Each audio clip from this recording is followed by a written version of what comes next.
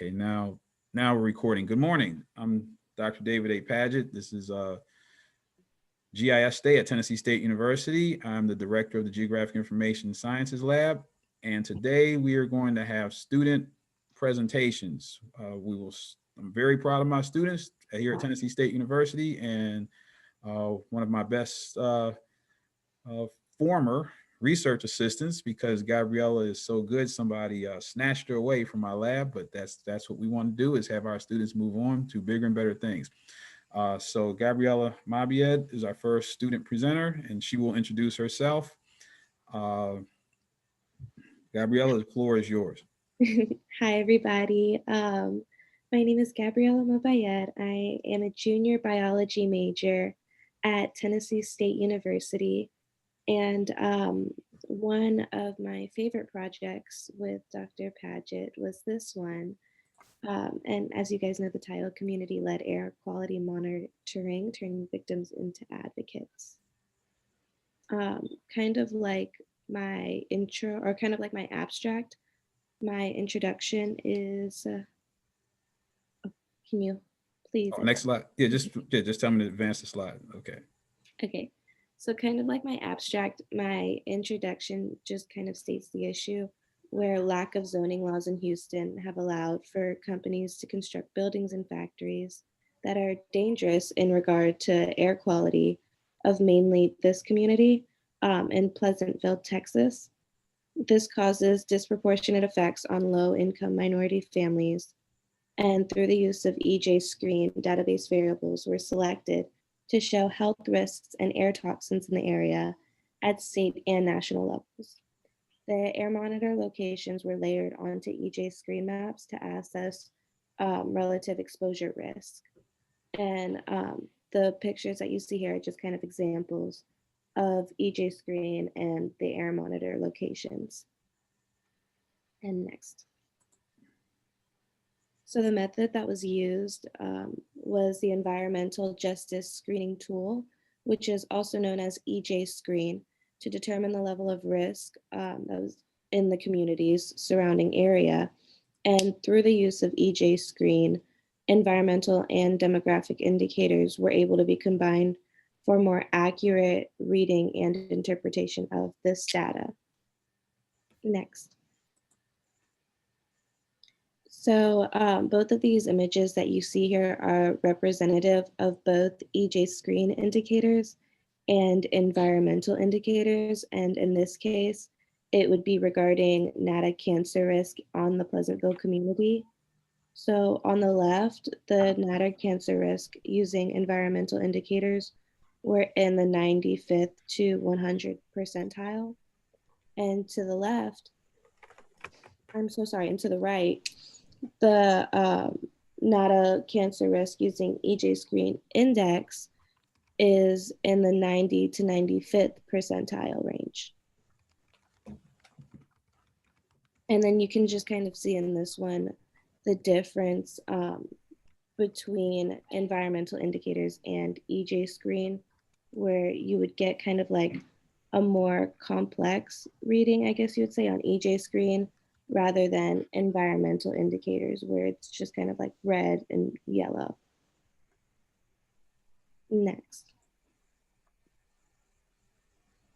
So the concept of these images are kind of the same with the EJSCREEN national percentile of PM 2.5 being in the 90 to 95th percentile range, and that's going to be on your right, the image on your right, and the state percentile being in the 80th to 90th percentile range. So now you can just kind of see the comparison between national and state.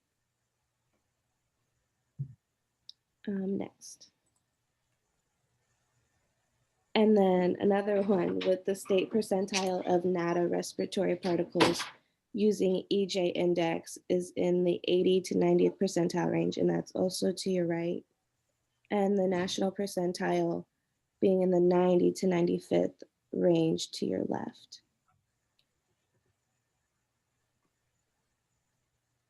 Next. So preliminary results for this project. showed higher concentrations of particulate matter in the air. And this is relating to cancer, diesel, hazardous waste, respiratory hazard index, and particulate matter 2.5. All of these matters being in the 80th percentile or above, which is not where we would like it. So it does show that there's some work that needs to be done, especially with all of the construction and the factories taking place in that one community. And that is it. That is my presentation. Okay, thank you very much, Gabriella. We have a couple of people who are definitely interested in this topic. Bridget Mary. Bridget Mary is actually an environmental justice activist who works in Pleasantville, and she's with us today. And we also have Dr. Danae King, who works on the ground in Houston also. So I'm sure that some of you have questions for Gabriella.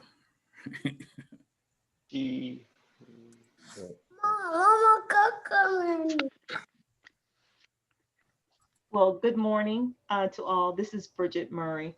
Gabriella, in your research regarding the community, and I really loved your title, From Victims to Advocacy, because the community has taken a stance to install air monitors so that we can actually track some of this information along with the information that we're receiving from the state for comparison.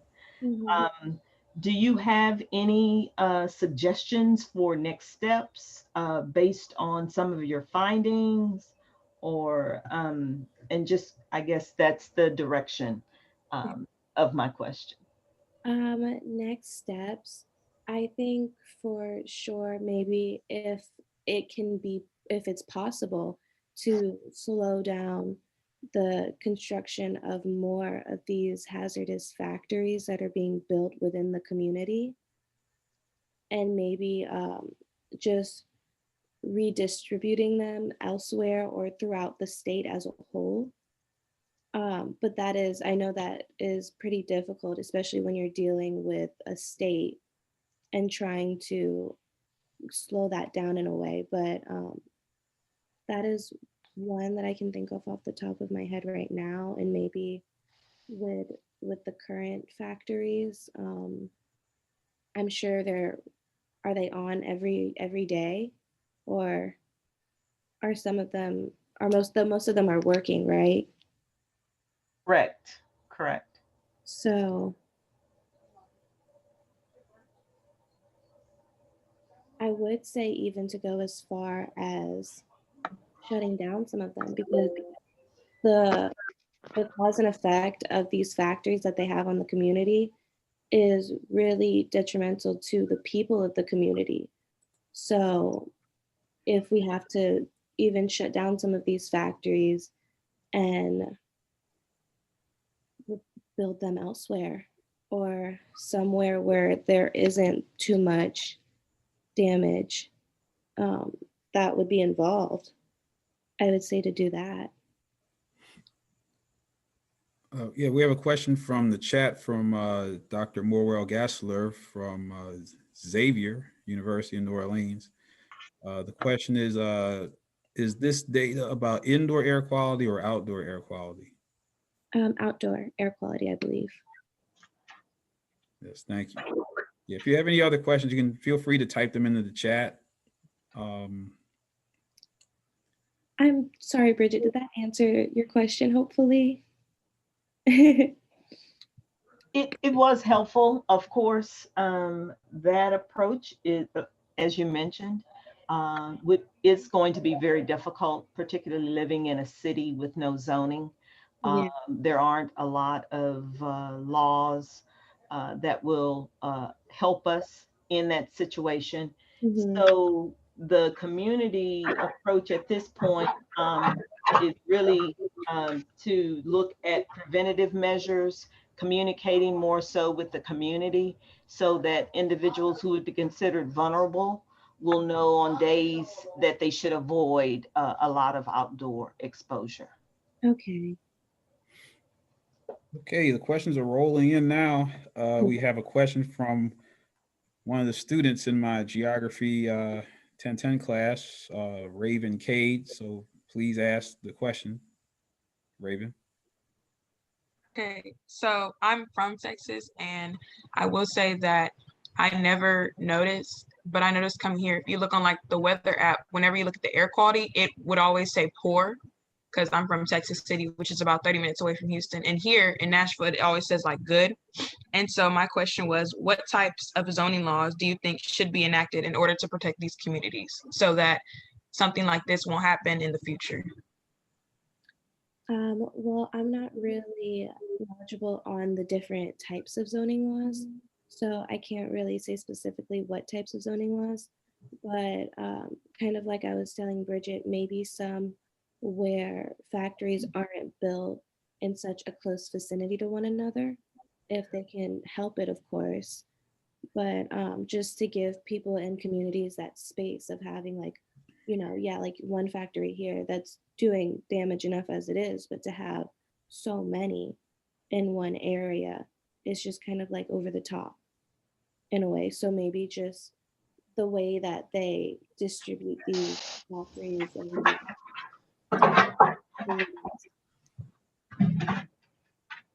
Thank you very much. We also are very fortunate to have several NASA subject matter experts, otherwise known as SMEs. And so we have a question from, and I'm going to apologize in advance, Marielle Colon Robles. I'll read the question.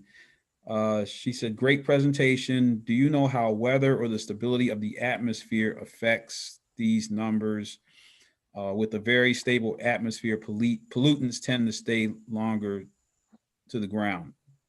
So do you have any information about whether the weather or any suggestions about how weather might affect these results? I'm sure that weather does have a big effect on the results, but the data that we were looking at, I believe it was over some time.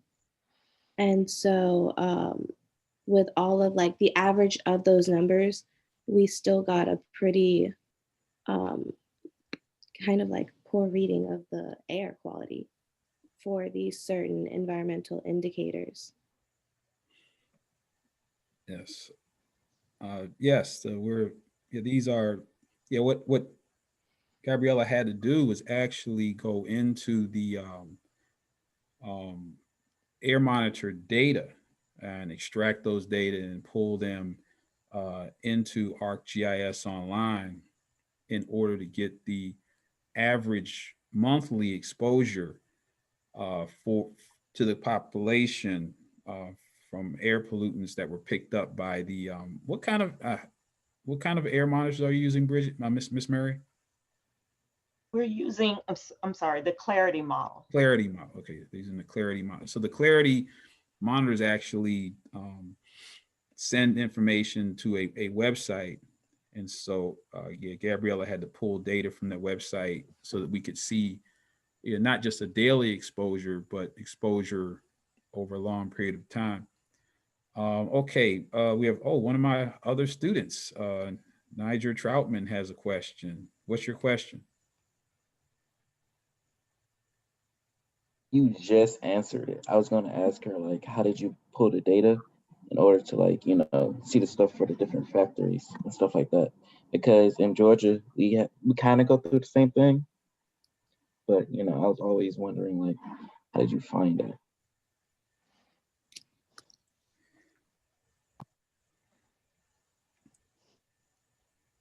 Okay, well, I'm just about to take Gabrielle off the hot seat here, but this is good. This is getting her ready for the future. So I thank you for your questions. But we actually have some representatives from the main sponsor of this project, which is the Deep South Center for Environmental Justice, directed by Dr. Beverly Wright. And so does anyone from the Deep South Center have a question?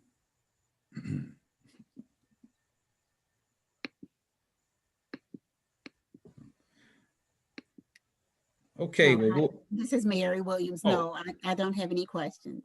okay, thank you for coming, Mary. Yeah. Oh, there's, Okay, can you give us an idea about the time commitment needed to complete this project? The time commitment, it wasn't too terrible. I believe that we picked up on it pretty fast. So maybe to complete the project as a whole, of course, you would need the information from these monitors. But for me personally, like the time commitment I took to complete this project was in about a weekend. I was able to extract the data and give Dr. Padgett the representative images that I showed you all today. okay, thank you very much. Just please join me in giving Gabriella a hand. I mean, I can do mine. There you go. Thank you for that. Was really good. I know it can be tough and nerve wracking, and you had a really good audience here today. We have several NASA SMEs. We have the Dr. Sikowski, Kevin Sikowski has joined us. We've got NASA SMEs, Angie Rizzi, and yeah, this has been a real heavyweight audience here, and definitely thanks to Miss Mary for joining us. You know, just hearing the voices from people who are working on the ground in the community, and that's who we do this for. And so,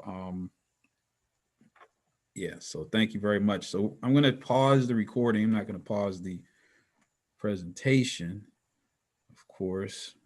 Pause. Okay, pause recording. Good morning. I'm Dr. David A. Padgett, and welcome to GIS Day at Tennessee State University. This is the second student presentation, and we have 4 students, I think, who will be presenting their maps, doing a map demonstration. So these students were required to collect data from various sources on specific cities that were assigned to them, and then evaluate those data based upon the population's vulnerability to COVID-19. And so they're doing the same thing that a lot of cities and mayors and governors are doing all over the country, using various data to determine how vulnerable the populations are to COVID-19 so that resources can be distributed sufficiently and equitably. If we had unlimited resources, if we had unlimited PPE or personal protective equipment, if we had unlimited ventilators, then this wouldn't be a problem, but we need to send resources to where they are needed the most. So they first ranked the cities just based upon, no information at all. And then they did the analysis with GIS and then did a second ranking based upon their analysis. So I'm about to get started with this now. Anyone from the group, when I ask you, anyone from the group, please introduce yourself, your name, your major, where you're from, and then answer my question. So this first question is gonna be for Elijah. Elijah, what was the original ranking of your cities from having the population most vulnerable to COVID-19 to the population least vulnerable? What was the original ranking? Good morning. My name is Elijah Poston. I'm a junior biology major here at Tennessee State University. And my initial ranking, just based off of, what was in my head, no prior knowledge from what we gained from this assignment. I originally had Miami ranked number 1, and then second behind Miami, I had Baltimore, and then Seattle, and then St. Louis.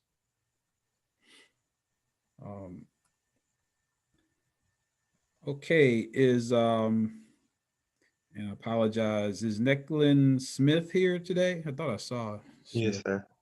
Okay, so Smith, and you introduce yourself and pronounce your name correctly when you introduce yourself. I'm sorry. My question is, well, what was the final rankings of the 4 cities and when you finished the project? I am Nikylan Smith. I am a sophomore computer science major from Memphis, Tennessee. And my final rankings were firstly, Miami, Florida, secondly, Seattle, Washington, third, Baltimore, Maryland, and fourth, St. Louis, Missouri. I kind of did that ranking based off of the tourist attractions and the percentage of elderly people.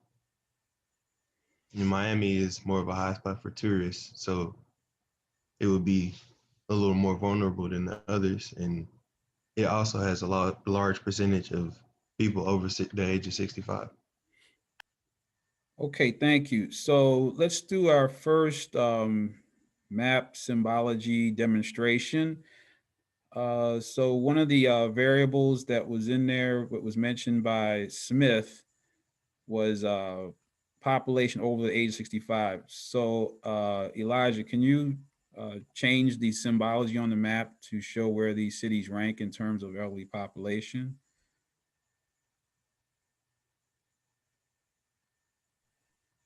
Yes, sir, I can do that.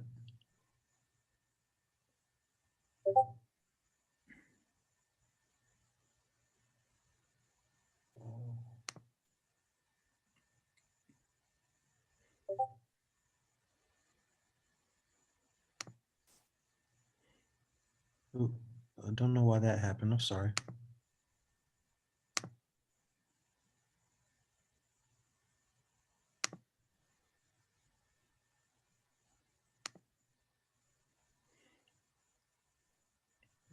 Yeah, okay, so he's brought the legend in.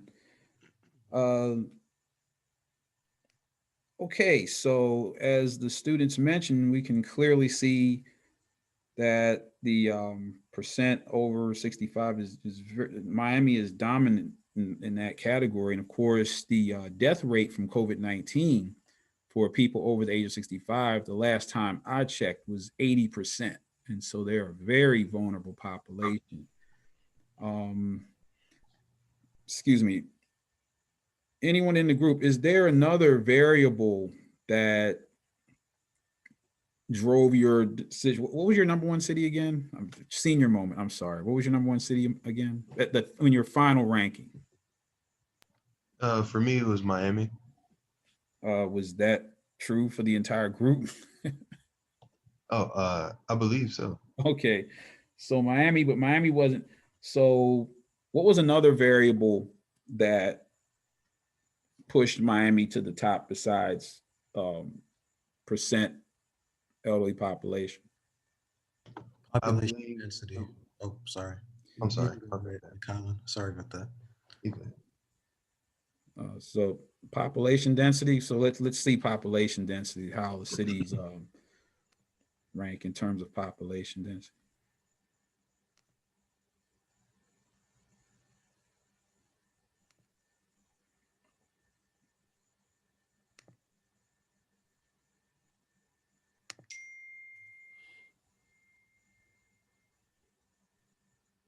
Okay, so Miami again. Oh, is it?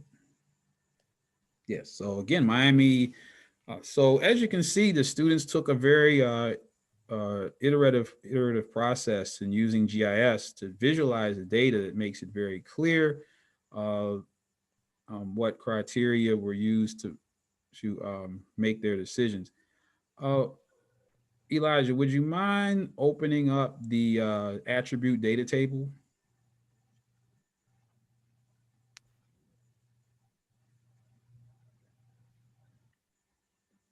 The attribute data table, that's what you said? Yes. You go just to your left, one more to the left, no, to the right, right there. Okay.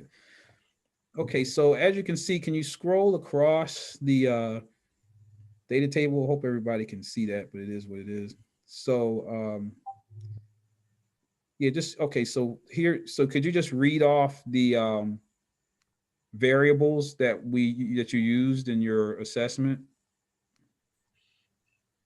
Yes, sir. So obviously we gathered the location of our cities.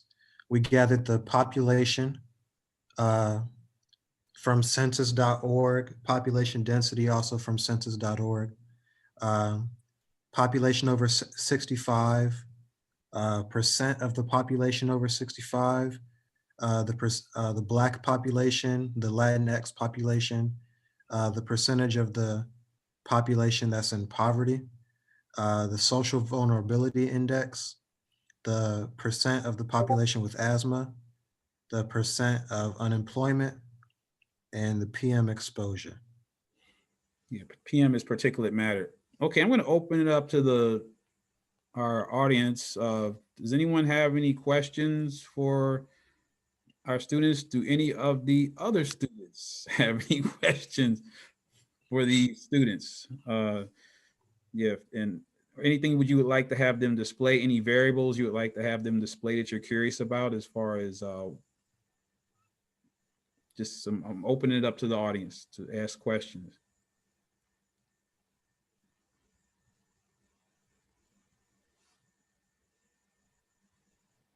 I have a question. Yes, Kate, thank you. What city's statistics surprised you the most? Actually, Seattle's population density surprised me the most. I've never been to Seattle, and I've never known anyone from Seattle or the Pacific Northwest in general, but I knew it was a highly populated city, but Seattle is pretty spread out. So I did not know that, and that led to them being a little further. I think Seattle was third on our list for vulnerability to COVID because of the comparatively low population density versus the population. As you can see, Seattle has the highest population uh, among our four cities, significantly higher than all of them, Miami, Baltimore, and St. Louis, but has a lower population density than, has the lowest population density besides St. Louis. So that actually surprised me. What surprised me would have to be the population of people over the age of 65. I suspected Seattle to have more than it did, but Miami was the larger percentage of that. Yes, so we have some questions from the audience. Dr. Kevin Sikowski, professor of geography at the University of Toledo and principal investigator on the Globe Mission Earth grant. He is asking, did you look at how the cities fared in regards to COVID-19 spread? How does your ranking compare to what has happened in those places? I can answer that. So our data that we collected was strictly off of numbers. However, we did take note that that Seattle was the United States epicenter for the virus. I believe in March when we first started contracting cases, I believe the first case was in Seattle, but we didn't take into account how the cities went about combating the virus. However, we did take into account uh, the hypotheticals of the communication of the virus as far as population density. The less people you have per square mile, the less possible it is to communicate the virus and things of that nature.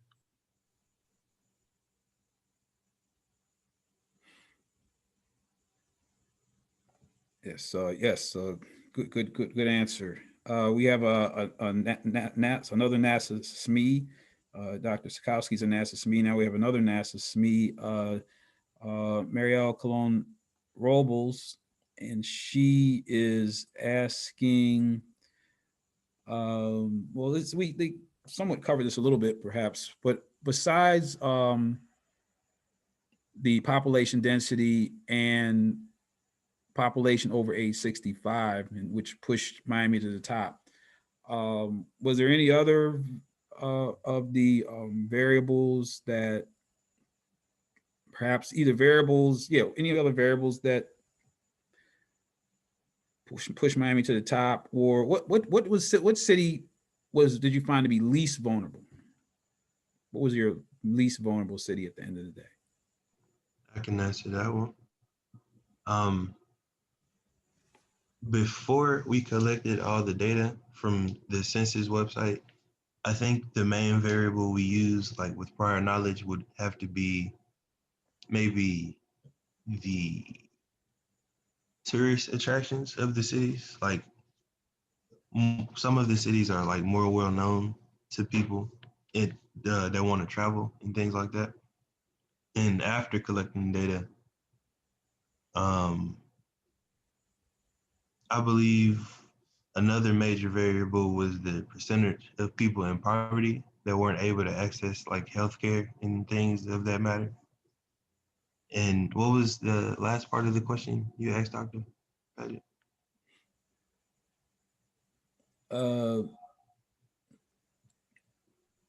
Yeah, I think, basically I was kind of probably shouldn't have been editing Marielle's question because you had answered a couple of them.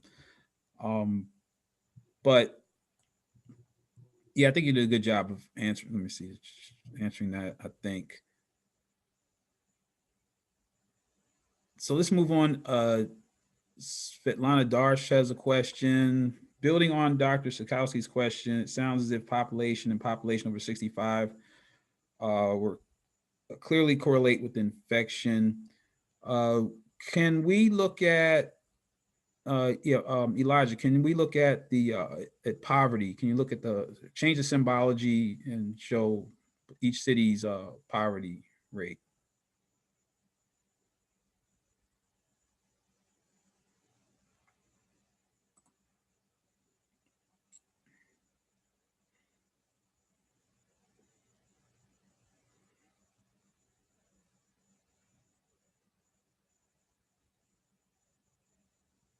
Okay, yeah, you got all.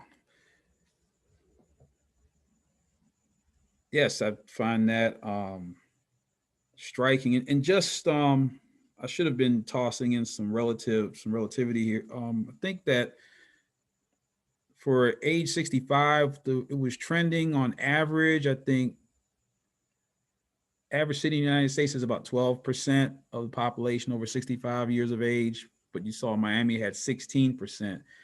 And poverty rates tend to be about 16-15%. And so you see that St. Louis and Miami and Baltimore have significantly higher poverty rates than other cities.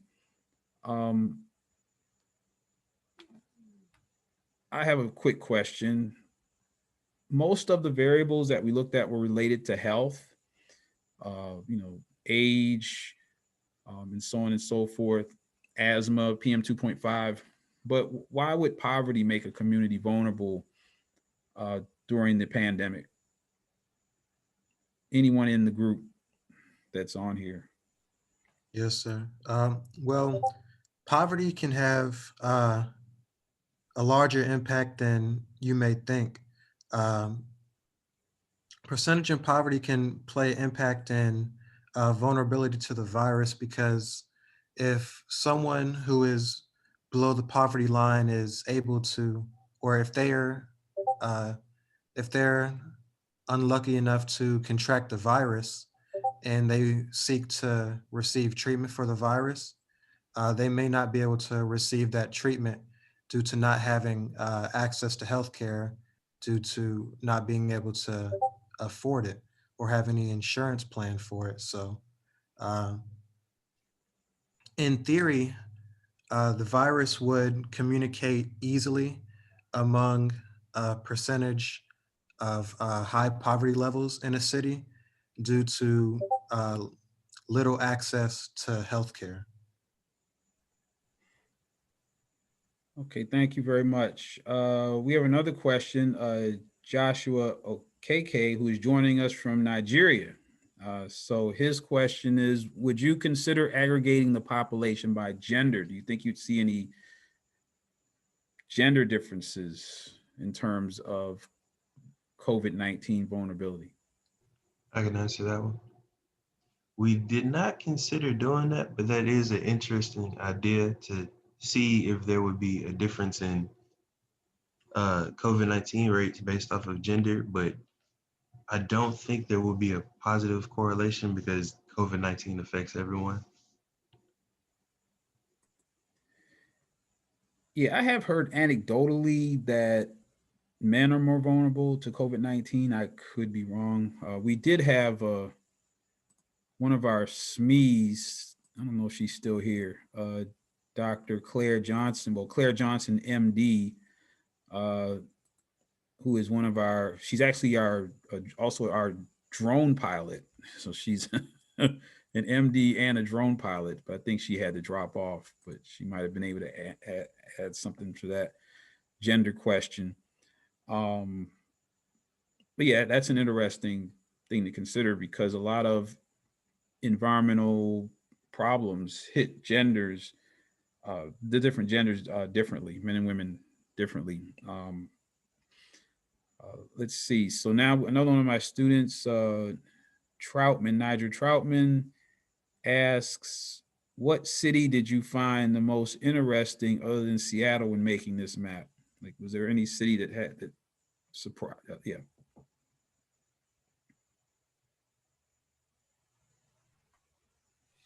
There weren't any other cities besides Seattle that surprised me, particularly because of personal experiences. I've been to Baltimore.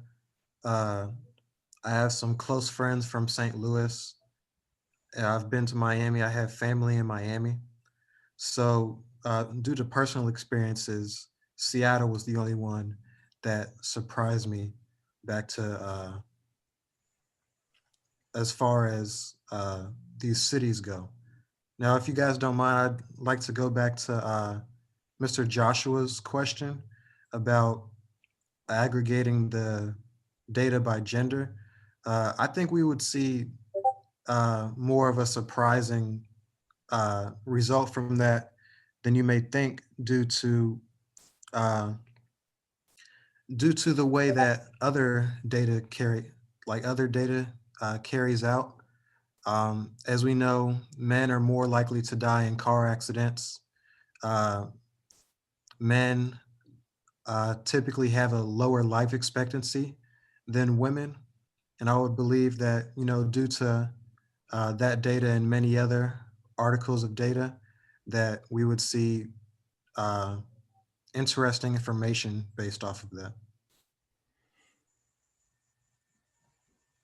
Okay, thank you very much. So I also would like to mention that the students were, given the, Elijah, if you would open up the attribute table again.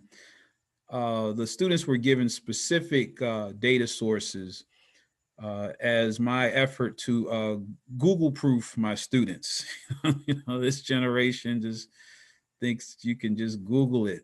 But, like I told them, as you can see today, the students did a really good job of saying exactly where they got the data from, census.gov, I think, and there are other verifiable sources where they got some of their data. Also, we had the social vulnerability index, which is an agglomerate, really an index based upon several vulnerability variables for human populations. That data comes from the Centers for Disease Control, although we must note that the original social vulnerability index was created by Dr. Susan Cutter, who's a geographer at the University of South Carolina. Also, let's note that we have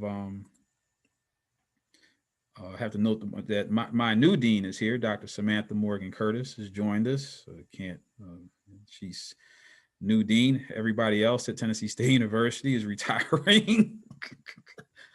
It's a mass exodus. And also Dr. Reginald Archer, who is another one of our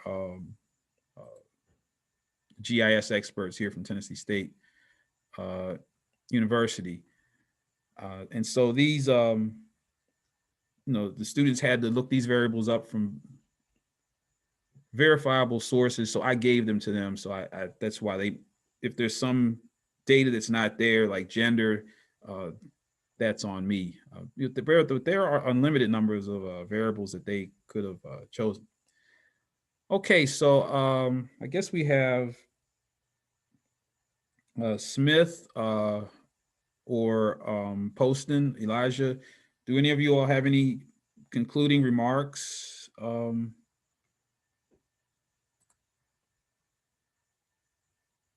Anything? No, sir.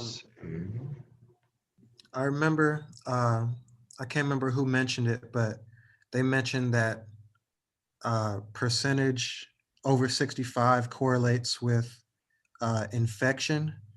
The data that we collected, we weren't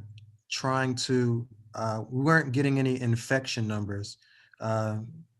Just to be clear, we were getting numbers that we could correlate to vulnerability of infection and communication of the virus. So I'm sure if we looked at the numbers that, we would see that Miami would still lead. I'm not sure if I can look it up real quick, but as far as confirmed COVID cases goes, I'm pretty sure that our vulnerability data that we collected and we numbered the cities in order, I'm pretty sure that they would align closely with the actual numbers of confirmed cases in the United States. Yes, thank you very much. And I forgot this is being recorded. The reason that a lot of people are leaving Tennessee State University is not because the building is on fire or anything. The university is offering people a very, very attractive retirement package. It's so sorry. Yeah, it's a very. I even thought about it for a minute, but I'm only 56, so I'm a long way from that. So, but it's a very attractive retirement package. If I was 66, I might be doing this from a boat somewhere in the Gulf of Mexico, but a long way off from retiring. So Elijah, thank you very much. You can stop sharing now. I'm going to share my screen and close this out just to give you an update. So I'm going to share my screen here and let's look at the rest of the schedule for the day. So if you'd like to come back and join us at 11:10, and I know that we have, I think I saw Reverend Calvin Avant, who is one of our community-based organization leaders with the Unity in the Family Ministry in Pensacola, Florida, in the Wedgwood community. And I thought that I also saw Pastor Greer, who is also with the Unity in the Family. Oh, there's Pastor Greer and Reverend Avant. Hi, how y'all doing? So when we come back at 11, we're going to have, this is a different Zoom link, but the cities that we will be, wait a minute. Yes. Okay. I don't want to skip over. Yes. Come back at 11:10 a.m. Different Zoom link. Just we'll have a second student group from my other class, but their cities are included in the environmental justice communities associated with the HBCU community-based organization Gulf Equity Consortium, which is a project funded through the Deep South Center for Environmental Justice, Dr. Beverly Wright, director, and Dr. Robert Bullard is the co-PI on that project. So we will be looking at those cities: Gulfport, Mississippi; Houston, Texas; Mobile, Alabama; New Orleans, Louisiana; and Pensacola, Florida. And so you can take a look at that map with the link there that will be presented. And then later on, yours truly will be part of the North Star events, so the students are much more exciting. You can tune in. I might bore you to death later on, but that North Star event, North Star, in all seriousness, is an organization that's made up of African-American Environmental Systems Research Institute employees. And so they are part of a emergent movement amongst African-American GIS specialists to bring attention to the discipline and to get obviously more African Americans involved in geographic information systems. And I think one or more of these women that is going to be on the panel is affiliated with a group called Black Girls Map. And so that's a really exciting group. We are trying to get more women in science, technology, engineering, and math, specifically GIS. So that Black Girls Map, they could be called Black Girls Map Magic, because they do just Google Black Girls. It's MAPP, Black Girls, MAPP, 2 Ps. And so I think that one or more of the presenters is a part of that Black Girls Map group. So we'll be doing this all day. But if you want to come back, wait a minute, let me go to the chat. If you want to come back at 11:10, please do so. Let me see what's I saw something in the chat here.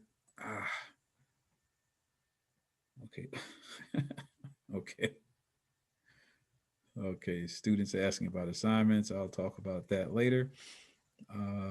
Thank you. So everybody's congratulating the students publicly, and I want to also say that I'm very proud of the students. These students I think knew anything about GIS at the beginning of this course, and but as you can see, they took raw data and visualized it, and they had to analyze the data and actually think. Our motto at TSU is think, work, serve. I love our motto. Think, yes, you have to think. This is a lot of work, Dr. Padgett. Oh, yes. Think, work, serve. It's Tennessee State University. That's what we do. We work, and then, of course, we go out and serve communities such as the ones that we are working in with the Deep South Center for Environmental Justice. So please join me in some more stuff in the chat here. So Dr. Archer has put the Black Girls Map link there.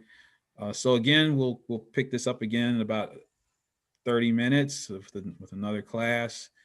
Let me see, I'm going to stop my share here. Just let me do one more check. Well, I'll do that. First, please join me in congratulating my students. I'm going to thank you very much. And I'm sure these students have resumes on deck, as they say, these young people say. So I'm sure that there might be some interest. Actually, Dr. Kevin Sikowski actually had where Ms. Joey Batts was going to be part of their NSF research experience for undergraduates at the University of Toledo, but unfortunately, Aisha Jenkins is here from ESRI, and Aisha says ESRI is still taking applications for the 2021 internship program. And this is what I told the students yesterday. I said, now is the time to apply for internships for next summer, not next April. This is now. Absolutely, yes. Now, Ms. Jenkins, you see, we have talent here. So talent, they're ready to go. So I will put you in touch with them. Thanks for joining us, Aisha. Oh, yes, it's on my calendar. I'm like, I won't miss it. I know you're very busy. Okay, so yeah, so as I said, Dr. Sikowski actually had a Ms. Joey Batts, and unfortunately, COVID-19 robbed her of that opportunity, but hopefully, perhaps next year. And actually, Dr. Sikowski, I don't know if Joey's still here, but she's in Michigan, like not like wherever she is between Toledo and Detroit. And I think we're going to have her working on something. So she's in the area. So we will. Oh, well, send me her email, or maybe I got it. I got it, I think. Okay. Yeah, she's in the area. She's definitely in the area. Okay. And then so I'm going to stop recording. And so this recording will be available soon on YouTube. And whoops.